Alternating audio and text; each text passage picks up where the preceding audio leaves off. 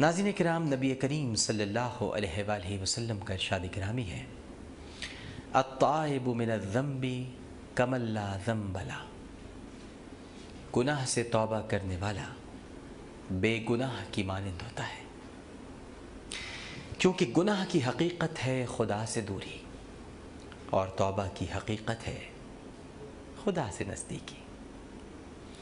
تو جو شخص سچے دل سے توبہ کر لیتا ہے وہ اللہ کے قریب ہو جاتا ہے، اور گناہوں کی وجہ سے جو فاصلے اس شخص کے اور رب کے درمیان قائم ہو گئے تھے وہ توبہ کی بدولت مٹ جاتے ہیں، اور یوں خالق اور مخلوق میں حائل رکاوٹیں دور ہو جاتی ہیں۔ اسی لیے پیارے مصطفیٰ صلی اللہ علیہ وآلہ وسلم نے ارشاد فرمایا ہے کہ گناہ سے توبہ کرنے والا بے گناہ کی مانند ہوتا ہے۔ ایک اور موقع پر سرکار عالمین صلی اللہ علیہ وآلہ وسلم نے جوش رحمت میں فرمایا، اے لوگوں، میں تمہارے دلوں کی بیماری اور اس کی دوا نہ بتلاؤں؟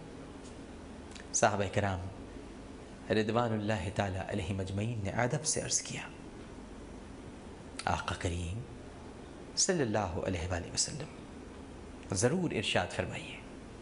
ارشاد ہوا کہ سنو، تمہارے دلوں کی بیماری اللہ کی نافرمانی ہے، اور اس کی شفا اور دوا توبہ اور استغفار ہے۔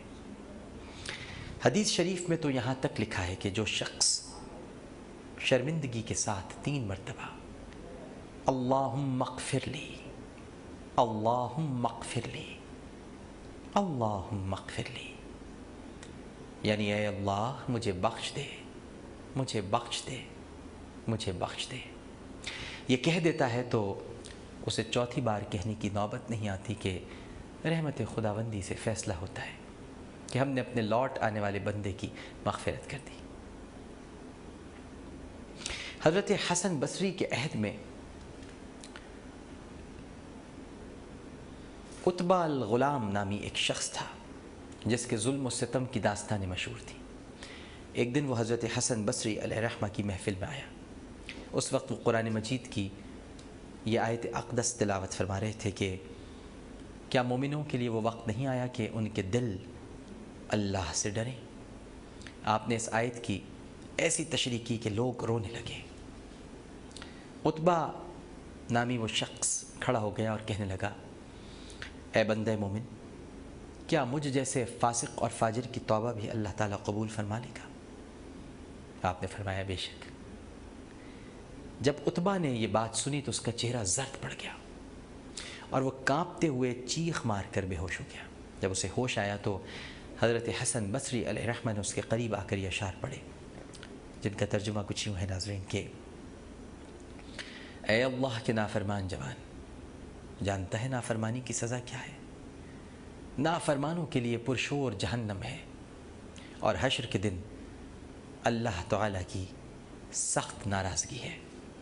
اگر تو نار جہنم پر راضی ہے تو بے شک گناہ کرتا رہے، پردہ گناہوں سے رک جا، تو نے اپنے گناہوں کے بدلے اپنی جان کو رہن رکھ دیا ہے، اس کو چھڑانے کی کوشش کر۔ عتبہ نے پھر چیخ ماری اور بے ہوش ہو گیا۔ جب ہوش آیا تو کہنے لگا، حضرت کیا مجھ جیسے بدبخت کی توبہ رب کریم قبول کر لے گا؟ آپ نے کہا، درگزر کرنے والا رب ظالم بندے کی توبہ قبول فرما لیتا ہے۔ اس وقت عتبہ نے سر اٹھا کر رب سے 3 دعائیں کی، اے اللہ، اگر تو نے میرے گناہوں کو معاف اور میری توبہ کو قبول کر لیا تو ایسے حافظے اور عقل سے میری عزت افزائی فرما کہ میں قرآن مجید اور علوم دین میں سے جو کچھ بھی سنوں اسے کبھی فراموش نہ کروں، اور اے اللہ مجھے ایسی آواز عنایت فرما کہ میری قرات کو سن کر سخت سے سخت دل بھی موم ہو جائے، اور اے اللہ مجھے رزق حلال عطا فرما اور ایسے طریقے سے دے جس کا میں تصور بھی نہ کر سکوں۔ اللہ نے عتبہ کی 3 دعائیں قبول فرما لی۔ اس کا حافظہ اور فہم و فراست حیرت انگیز طور پر بڑھ گیا، اور آواز میں ایسی رقت پیدا ہو گئی کہ جب وہ قرآن مجید کی تلاوت کرتا تو ہر سننے والا گناہوں سے تائب ہو جاتا، اور اس کے گھر میں ہر روز ایک پیالہ شوربے کا اور 2 روٹیاں رزق حلال سے پہنچ جاتی ہیں اور کسی کو معلوم نہیں تھا کہ یہ کون رکھ جاتا ہے۔ بے شک اللہ تعالیٰ نیک عمل کرنے والوں کے اجر کو ضائع نہیں کرتا، بالکل نہیں کرتا۔